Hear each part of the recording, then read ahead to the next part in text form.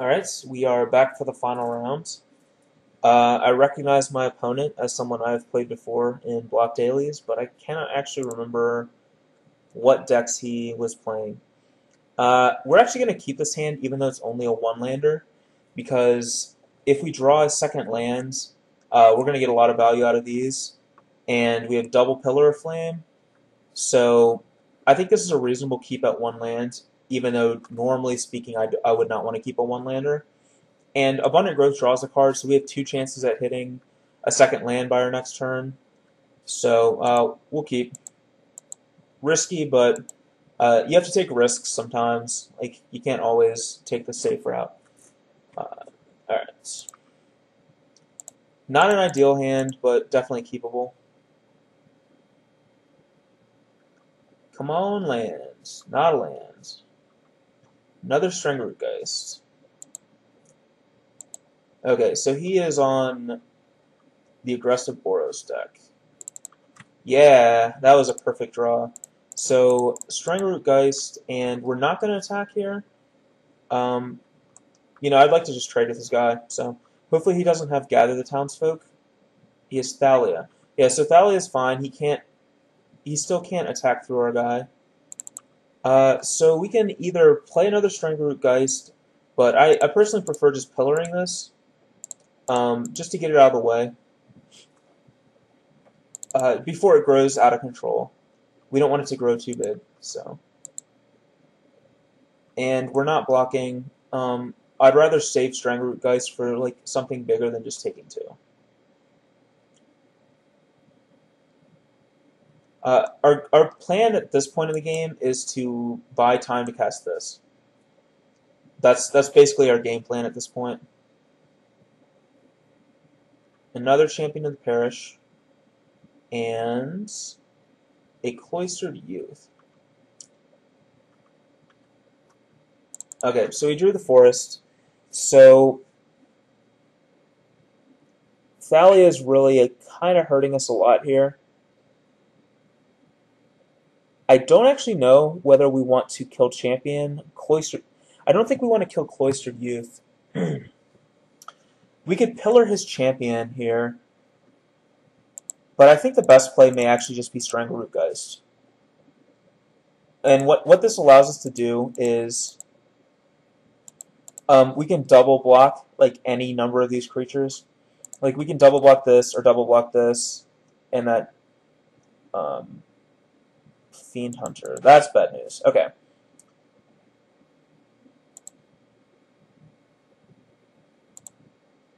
So now we don't have a profitable block anymore, but we are still going to block because we want to like soak up some damage. However, our Blasphemous Act is significantly better now. We want to keep drawing lands. This is a good draw. So there's 5 creatures. So Blasphemous Act normally would cost 4 here, but since Thalia, it costs 5. So we're gonna Abundant Growth a Forest, and then play Strangleroot Geist. So now we have enough creatures to cast Blasphemous Act. Another Cloistered Youth. Okay, so there's more than enough creatures to cast the Blasphemous Act.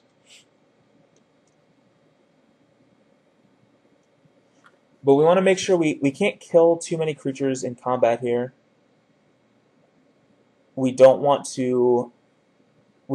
there to be too few for us to be able to cast it. So if he attacks with just these 2, which I hope he does, we're just going to throw this Strangleroot Geist under this Champion of the Parish and take 3. And then we get to untap and cast Blasphemous Act, wipe everything, get this back, this comes back, and then we're set up with Pillar and Dungeon Geist. Puts us in a very commanding position. So he is still deciding what to attack with, and I'm hoping it's just these 2. But 1, 2, 3, 4, 5. Okay, it is just these 2. So let's do a quick chance to recount the creatures in play. 1, 2, 3, 4, 5, 6, 7. 7 creatures. Blasphemous Act costs 2. Thalia makes it 3. So if we block like this, then we can cast this Blasphemous Act, which is exactly what we want to do. Alright. Yep, so Blasphemous Act costs 4, which is the perfect number. And we get to attack for 5.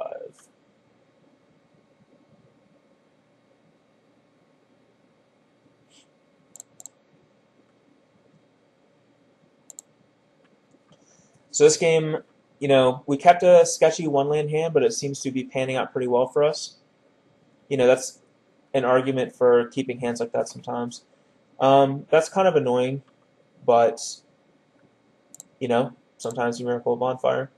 And we're going to cast this. We're not going to... we could just, like, save it and play, like, Dungeon Geist, but I see no reason to do that. We can always just Dungeon Geist him next turn. And we're putting him on a one-turn clock here, so...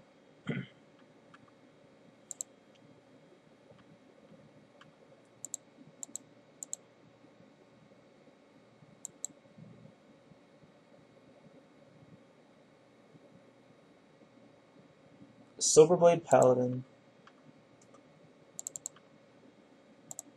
I think we don't want to show him... No need to show him the Dungeon Geist. We'll just pillar that guy. Attack for 5. Okay. Alright. That was a pretty convincing victory. Now you're going to get to see Tree of Redemption come in. And Devil's Play, I'm actually going to side the Devil's Play we have out, which may seem odd, but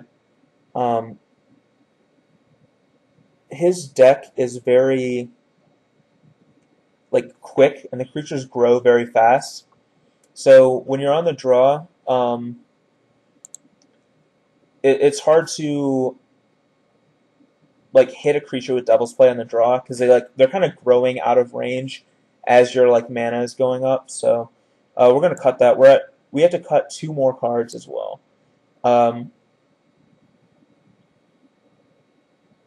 Now my normal instincts is cutting Silver Hearts. I don't think there's Silver Hearts that great against this deck, but I'm a little skeptical cutting them here because of the interaction between Silver Heart and Tree is very good. We also want to bring this in too. I forgot about that. I think we're actually gonna cut Tamiyo. I don't think Tamiyo is that great against this deck, and then we have to cut 1 more card, and it's actually going to be Borderland Ranger, which is also Borderland Ranger is kind of a standard cut I make against this deck.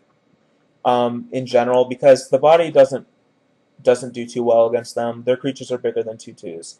So when the bodies are relevant, you're just paying 3 mana to chump block and get a land.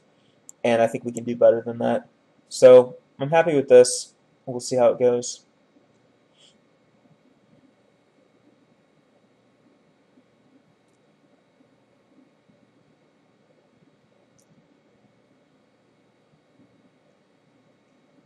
Can't say I'm that happy with this hand.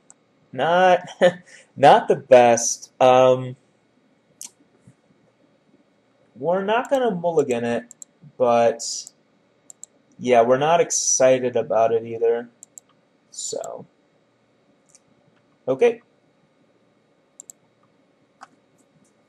Now we have a decision to make. If we get an island, it makes this easier to cast. If we get a forest, we can cast this. I think we have to get the forest, and I don't think we have the option of playing towards Dungeon Geist and cutting ourselves off from being able to cast this. Thalia. That may change things a little bit, but no, I think we still get the forest here. Thalia is kind of a problem for us. Huntmaster is very good, though. Huntmaster makes me very happy to see.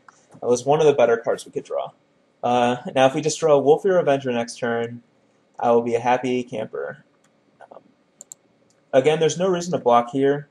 We can't trade with it, and we want to get more value out of Strangleroot Geist than that. I'm fine just taking a couple points of damage here and there. So, and this is a perfect example of why I want to trade with this Stromkirk Noble. That's bad. He probably has if I'm gonna guess, it's gonna be Fiend Hunter on Stranglegeist. Yep. Okay. That's not good. He gets to hit us with Stormcroak Noble. However, we do have Huntmaster into Silverheart coming up, so we cannot feel too bad about that. Abundant Growth. I like Abundant Growth. Thalia makes it significantly worse, but this is going to help us eventually cast Dungeon Geist at some point. So as long as we get to untap with one of these two creatures in play. Alright. He's taking Huntmaster, which I find interesting.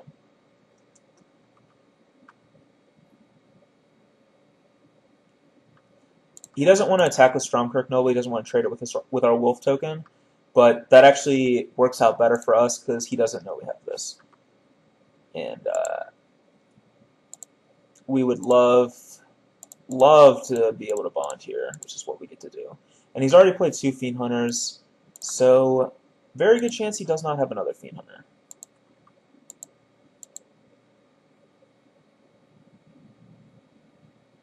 Next turn we can play Abundant Growth and Dungeon Geists.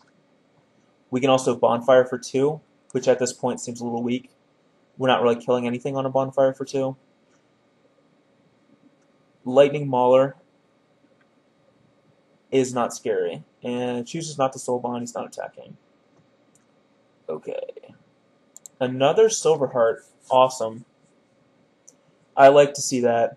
I think we actually are going to Bonfire for 2 here. The reason is that we want to clear like some of these like smaller guys out of the way, because if he plays like a Hell Rider, we don't want to just be like dead to it, even though we have 2 huge creatures. So yeah, this is a good opportunity to Bonfire for 2. And like we get 3 creatures with it, and now we get to attack him, and he's just dead next turn. We just really turn the tides on him here. I think this matchup's great for us, by the way. I mean, we're kind of destroying the deck here, yeah. But I think this is just, in general, like a very good matchup for us, and it played out kind of the way I would expect it to. So we ended up going 3-1, and I'm pretty happy with that. The deck was a little clunky. I can't say I'm too happy with the deck. I wanna definitely make some changes before I play it again, but I can't be disappointed going 3-1 with it. So I will hopefully be back next week with another round, and I will be playing a different deck, and I'm not sure exactly what that will be yet. But thank you for watching, and hopefully you enjoyed it.